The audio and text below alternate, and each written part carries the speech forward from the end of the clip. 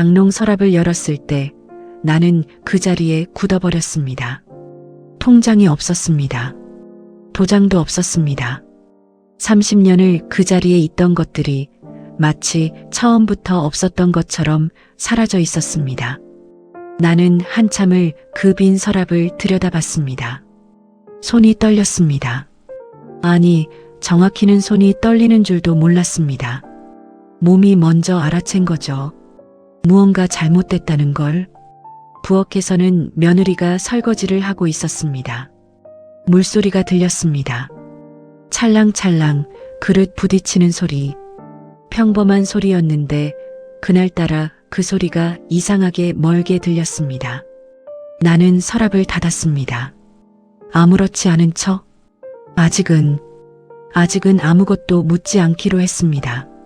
하지만 그 순간부터였습니다. 내 집이 아닌 것 같은 느낌이 시작된 게, 이 이야기는 며칠 전으로 거슬러 올라갑니다. 그러니까 내 일상이 아직 조용하던 시절로. 나는 이른 아침을 좋아합니다. 남편이 세상을 떠나고 나서도 그 습관만은 바뀌지 않았어요. 새벽 5시 반이면 눈이 떠지고 부엌으로 나가 물을 올리고 혼자 앉아서 보리차 한 잔을 마십니다. 아무 말도 없이, 텔레비전도 켜지 않고 그냥 그렇게 하루를 시작하는 거예요. 우리 집은 인천에 있는 24평 아파트입니다. 남편이 퇴직금으로 장만한 집이에요. 작지만 햇볕이 잘 들고 거실 창문 너머로 작은 공원이 보입니다. 봄이면 벚꽃이 피고 여름이면 아이들이 뛰어놀고, 나는 그 창문 앞에 앉아서 하루를 시작하는 걸 좋아했습니다. 아들 준호가 결혼한 건 3년 전이었습니다. 며느리 이름은 수연이에요. 처음 데려왔을 때 보자마자 예쁘다고 생각했습니다. 말도 조심스럽게 하고 밥도 잘 먹고 뭐 하나 내밀면 두 손으로 받고 어머니 부르는 목소리가 얼마나 살갑던지. 준호가 좋은 사람 만났다 싶었어요. 두 사람이 신혼 때는 따로 살았습니다. 수원 쪽에 전세를 얻었는데 1년쯤 지나고 나서 수연이가 임신을 했어요. 그러면서 자연스럽게 이야기가 나왔죠. 어머니, 저희가 옆에서 모시면 어떨까요? 아이도 태어나고 하면 어머니도 외로우실 텐데. 나는 처음엔 손을 내저었습니다. 젊은 부부가 노인 눈치 봐가면서 살면 불편하다고. 하지만 솔직히 말하면 기뻤습니다. 밤마다 텔레비전 소리를 크게 켜놓는 게 외로워서가 아니라 집안이 너무 조용해서라고 스스로에게 말했지만 그 제안이 반가웠어요. 그렇게 같이 살기 시작했습니다. 수연이는 살림을 잘했습니다. 내가 하려 하면 어머니 쉬세요 하고 나섰고 손자 기저귀도 척척 갈았어요. 아이 이름은 주원이. 통통하고 눈이 큰 아이. 나는 그 아이 얼굴을 볼 때마다 괜히 눈물이 났습니다. 남편 얼굴이 보이는 것 같아서. 저녁엔 셋이 밥을 먹었고 수연이는 내 반찬 솜씨를 칭찬했습니다. 어머니 깍두기는 진짜 세상에서 제일 맛있어요. 어떻게 이렇게 아삭해요? 나는 괜히 멋쩍어서 웃었습니다. 그 시절이 좋았습니다. 집안에 아이 웃음소리가 있었고 부엌에서 밥 짓는 냄새가 났고 저녁마다 불이 환하게 켜졌으니까요. 그런데 사람 일이라는 게 좋을 때가 영원하지 않더라고요. 처음엔 정말 작은 것들이었습니다. 어느 날 아침 냉장고를 열었더니 내가 사다 놓은 더덕이 없었습니다. 전날 분명히 한 봉지 가득 있었는데 수연이한테 물어보니까 웃으면서 그러더군요. 아, 어머니, 그거 제가 버렸어요. 좀 물러있는 것 같아서요. 나는 별말 하지 않았습니다. 그럴 수 있다 싶었으니까. 근데 이상하게 기분이 좀 그랬어요. 그건 내가 고른 거였고 나는 물러도 볶아 먹을 생각이었거든요. 근데 그 말을 하지 않았습니다. 그 다음엔 가스비 얘기가 나왔습니다. 수연이가 조심스럽게 꺼냈어요. 어머니, 저희 요즘 관리비가 좀 많이 나오는 것 같아요. 혹시 보일러 온도 좀 낮춰주실 수 있을까요? 나이 드신 분들은 온도를 높게 틀어놓으셔서. 아니, 그 말이 틀린 건 아니었습니다. 내가 실제로 따뜻하게 맞춰놓긴 했으니까요. 근데 이 집은 내 명의의 집이었어요. 관리비도 내가 내왔고요. 그 말을 왜 못했는지 나는 그냥 알겠다고 했습니다. 한 번은 준호가 퇴근하고 왔는데 수연이가 현관에서 뭔가 소곤소곤하는 게 들렸습니다. 내가 부엌에서 나무를 묻히고 있었는데 소리는 낮았지만 수연이 목소리에 뭔가 날이 서 있었어요. 준호가 알겠어 하는 말도 들렸고요. 내가 나오자 두 사람이 말을 딱 끊었습니다. 어머니, 다 됐어요? 수연이가 웃으면서 물었습니다. 자연스럽게. 근데 그 웃음이 아까 그 목소리하고는 달랐어요. 나는 그걸 알면서도 모른 척 했습니다. 그때부터였던 것 같아요. 내가 밥 먹다가 수저 내려놓는 소리에도 귀를 기울이게 된 게 수연이가 전화를 받으러 방으로 들어가면 어딘가 모르게 긴장이 됐고요. 그리고 어느 날 수연이가 말을 꺼냈습니다. 어머니, 드릴 말씀이 있는데요. 수연이는 소파에 반듯하게 앉아 있었습니다. 나는 맞은편에 앉았어요. 주원이는 낮잠 중이었고 준호는 아직 퇴근 전이었습니다. 집안이 조용했어요. 창밖에 햇볕이 들어오고 있었는데 그날따라 그 햇볕이 차갑게 느껴졌습니다. 어머니, 저희가 요즘 경제적으로 좀 빠듯해요. 준호 씨 회사 상황도 있고 주원이 어린이집 비용도 있고 그래서요. 수연이가 잠깐 말을 끊었습니다. 나는 기다렸어요. 어머니 통장 관리를 제가 같이 좀 도와드리면 어떨까요? 나는 순간 뭔가 턱 막히는 느낌이 들었습니다. 통장? 네. 어머니 혼자 관리하시다가 나중에 혹시 뭔가 빠지거나 하면 안 되잖아요. 요즘 보이스피싱도 많고 그냥 제가 같이 보면서 관리해 드리려고요. 어머니 편하시게. 말은 그럴듯했습니다. 목소리도 부드러웠고 근데 나는 이상하게 가슴이 두근거렸어요. 뭔가를 말해야 할 것 같은데 무슨 말을 해야 할지. 그건 내가 혼자도 잘하는데. 나는 그렇게 말했습니다. 약하게. 수연이가 웃었어요. 어머니, 그렇게 말씀하실 줄 알았어요. 무시해서가 아니라요. 진짜로 도와드리고 싶은 거예요. 어머니 연금도 나오고 아버님 유족연금도 있잖아요. 그게 한 달에 얼마나 들어오는지, 어디로 빠지는지 정리를 해드리면 좋을 것 같아서요. 나는 그날 아무 대답도 못했습니다. 그냥 생각해 볼게 라고만 하고 부엌으로 들어갔어요. 싱크대 앞에 서서 물을 틀었습니다. 아무것도 씻을 게 없었는데 그냥 물이 흘러가는 걸 보면서 서 있었어요. 통장? 그 한마디가 머릿속에 맴돌았습니다. 준호한테 물어보면 어떨까 싶었어요. 근데 준호가 어떻게 할지 이미 알고 있었습니다. 어머니, 수연이가 잘하려는 거니까요. 그 아이 목소리가 귀에 선했어요. 그날 저녁 나는 평소보다 조금 일찍 방으로 들어갔습니다. 남편 사진을 오래 들여다봤어요. 이럴 때 당신이 있었으면 하는 생각이 들었지만 그 생각도 금방 지웠습니다. 괜찮겠지. 나는 속으로 말했어요. 며느리가 나쁜 뜻으로 한 말은 아닐 거야.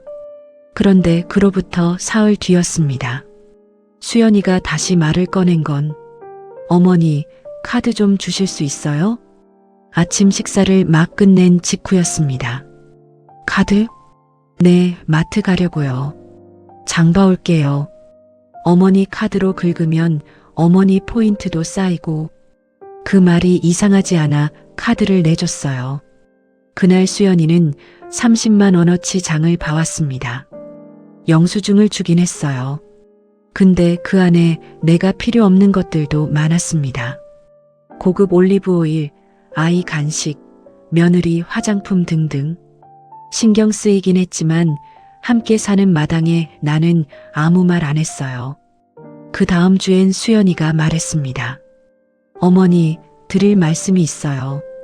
저희 월세 개념으로 매달 어머니 계좌에서 관리비랑 생활비를 같이 뺏었으면 어떨까요? 따로따로 정산하는 게 번거롭기도 하고요. 나는 그 말을 듣고 잠깐 수연이 얼굴을 봤습니다. 수연이는 시선을 피하지 않았어요. 당연하다는 표정이었습니다. 그게 얼마나? 많지 않아요, 어머니. 한 50에서 60 정도요. 50에서 60. 나는 머릿속으로 계산을 했습니다. 내 연금이랑 유족연금을 합치면 한 달에 140만 원 정도 들어옵니다.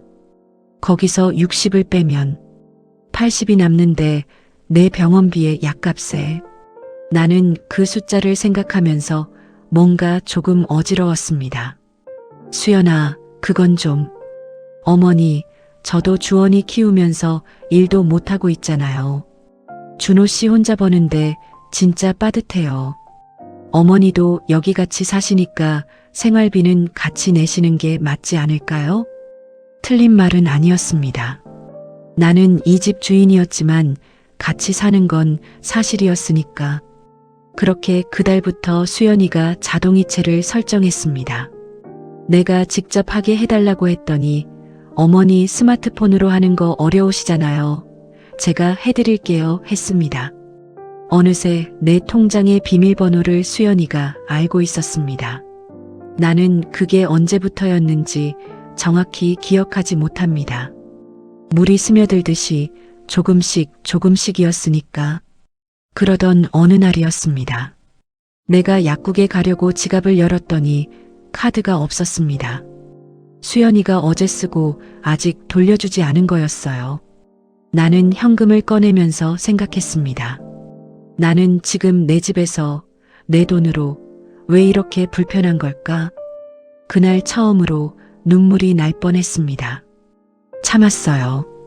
부끄러워서가 아니라 왜 우는지 나 자신도 설명할 수가 없어서. 그날은 비가 왔습니다. 나는 아침부터 몸이 좀 안 좋았어요. 무릎이 쑤시고 머리도 지끈거렸습니다. 그래서 외출을 미루고 소파에 앉아 있었는데 수연이가 안방에서 전화를 하고 있었습니다. 문이 닫혀 있었지만 목소리가 들렸어요. 응, 이번 달 또 한도 초과야. 어머니 카드로 썼어. 나는 귀를 의심했습니다. 아니, 어머니가 뭘 알겠어. 그냥 영수증 보여드리면 돼. 가슴이 쿵 내려앉았습니다. 나중에? 응, 나중에 얘기하면 되지. 지금 당장은 그냥 모르시는 게 낫잖아. 나는 한동안 움직이지 못했습니다. 무릎이 쑤셨지만 그것도 느껴지지 않았습니다. 창밖에 빗소리만 들렸어요. 잠시 후 방문이 열리면서 수연이가 나왔습니다. 나를 보더니 잠깐 멈칫했어요. 내 표정이 이상했던 모양입니다. 어머니, 일어나셨어요? 나는 천천히 일어났습니다. 무릎이 아팠지만 그냥 일어났어요. 수연아. 네. 방금 통화했어? 수연이의 표정이 살짝 굳었습니다. 아, 네, 친구랑요. 내 카드로 뭘 썼다고 했던데. 수연이가 잠깐 아무 말도 하지 않았습니다. 그러다 웃었어요. 아까와 다른 웃음이었습니다. 차가운 종류의 웃음. 어머니, 소리 들으셨어요? 그건요, 제가 설명드리면요. 수연아, 나한테 말 안 하고 카드 썼어? 어머니, 제가 집 생활비로 쓴 거잖아요. 어머니 드시는 거, 어머니 계신 데서 쓰는 거잖아요. 이걸 가지고 그러시는 거예요? 목소리에 날이 섰습니다. 나는 그 목소리가 낯설었어요. 3년을 같이 살면서 수연이한테 그런 목소리를 들은 적이 없었습니다. 내가 그러는 게 아니라 먼저 말을 해줘야 하지 않겠냐고. 어머니, 저 지금 주원이 키우면서 집에 있는데요. 제가 일을 못하잖아요. 그러면 집에서 하는 일을 제가 하는 게 당연한 거 아닌가요? 어머니가 이걸 가지고 뭘 이렇게 따지세요? 따진다. 나는 그 단어를 가슴에서 느꼈습니다. 나 따지는 거 아니야. 그냥 말해달라는 거야. 어머니, 제가 어머니 통장 관리해드리는 게 어머니 편하시라고 하는 거잖아요. 근데 이렇게 하나하나 보고를 해야 해요? 저 솔직히 좀 서운해요. 나는 아무 말도 못했습니다. 서운하다. 수연이가 서운하다고 했습니다. 그 말이 왜 그렇게 이상하게 들렸는지 나는 한 발 물러섰고 수연이는 방으로 들어갔습니다. 문을 닫는 소리가 났어요. 세게는 아니었지만 딱 소리가 났습니다. 나는 부엌으로 갔습니다. 컵을 꺼냈다가 다시 내려놨어요. 물도 마시기 싫었습니다. 빗소리가 계속 들렸습니다. 그날 저녁 준호가 들어왔을 때 나는 방에 있었습니다. 준호가 문을 두드렸어요. 어머니, 식사하셔야죠. 배 안 고파? 잠깐 조용했습니다. 어머니, 수연이가 오늘 좀 힘들었대요. 나는 눈을 감았습니다. 그래, 들어가. 준호가 뭔가 말하려다 그냥 갔습니다. 발소리가 멀어졌어요. 나는 그 소리를 들으면서 생각했습니다. 내 아들이 지금 누구 편인지를. 남편 사진을 바라봤습니다. 아무 말도 없이 그날 밤 나는 잠을 이루지 못했습니다. 뒤척이다가 새벽 3시에 일어나서 장롱 서랍을 열어봤어요. 통장이 없었습니다. 통장이 사라진 걸 확인하고 나서 나는 서랍 앞에 쭈그리고 앉았습니다. 예전엔 이 서랍에 뭐가 있었는지 압니다. 통장 2개, 도장 2개, 그리고 남편이 살아있을 때 적어준 비상금 봉투 하나. 그게 전부였어요. 다 없었습니다. 나는 한동안 그 자리에 앉아 있었습니다. 새벽이라 집안이 조용했어요. 주원이도 자고 준호도 자고 수연이도 자는 그 시간에 나 혼자. 이틀 뒤였습니다. 딸한테 전화를 했어요. 딸은 준호보다 2살 아래인데 결혼해서 대전에 살아요. 딸한테는 웬만하면 집안 얘기를 하지 않았습니다. 쓸데없이 걱정시키기 싫어서. 근데 그날은 그냥 전화를 눌렀어요. 엄마, 왜요? 무슨 일 있어요? 그냥 목소리 듣고 싶어서. 딸이 잠깐 조용하더니 말했습니다. 엄마, 또 많이 참고 있지? 나는 웃었어요. 아무 말도 안 했는데 딸이 아는 거죠. 어릴 때부터 나를 제일 잘 아는 게 이 아이였어요. 엄마, 진짜로 물어볼게요. 거기 불편하면 우리 집 와요. 에이, 괜찮아. 엄마, 나 엄마 통장 얘기 들었어요. 나는 순간 숨이 멎었습니다. 뭘 들었어? 오빠한테서 들었어요. 저번에 오빠가 전화와서 말하더라고요. 언니가 통장 관리 도와드리고 있다고. 근데 엄마, 그게 그냥 관리가 아니잖아요. 엄마 돈을 쓰고 있는 거잖아요. 나는 창밖을 봤습니다. 공원에 바람이 불었어요. 그냥 같이 사니까. 엄마, 딸 목소리가 낮아졌습니다.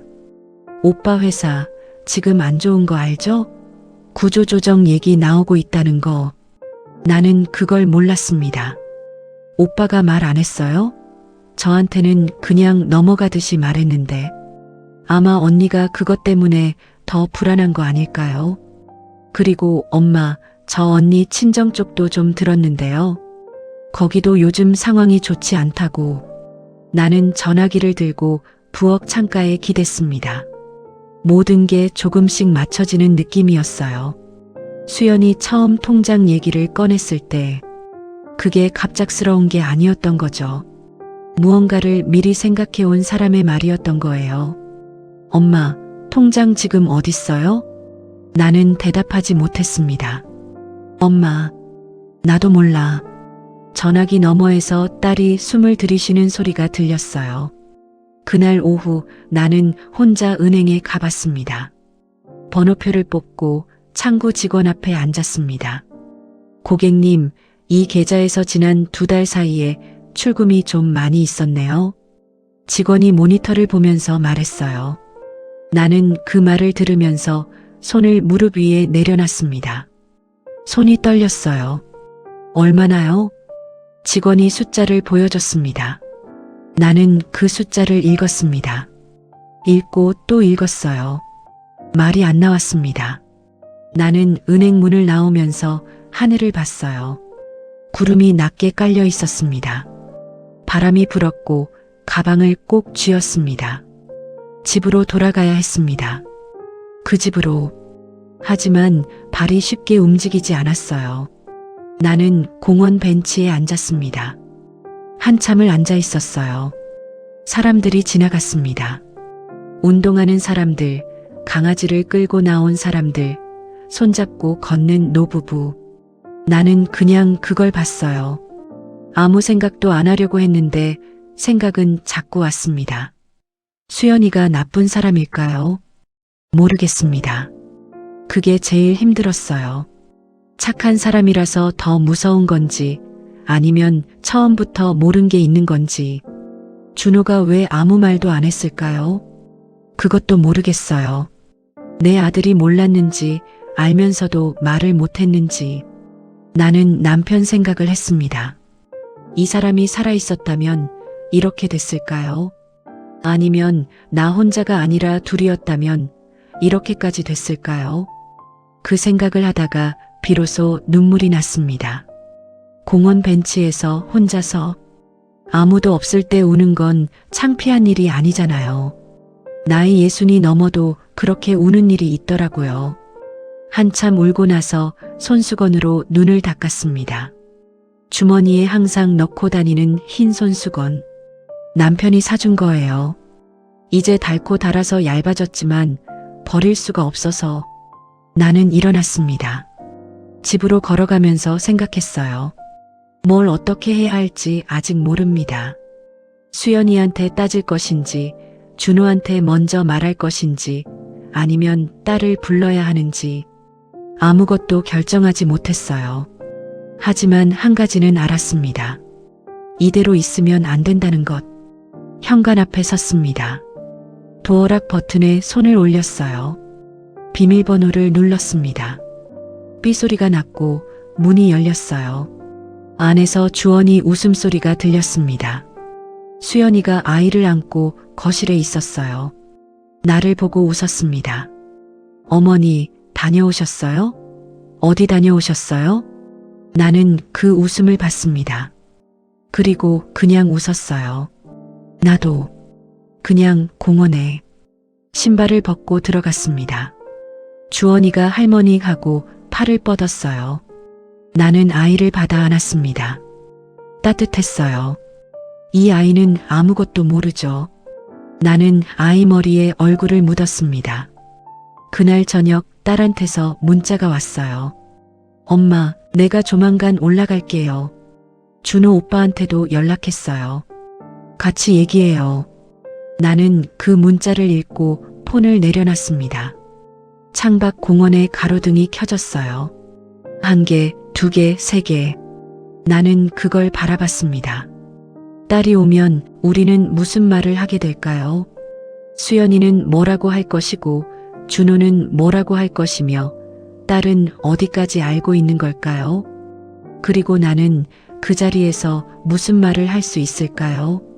아직 모릅니다. 가로등 불빛이 흔들렸습니다.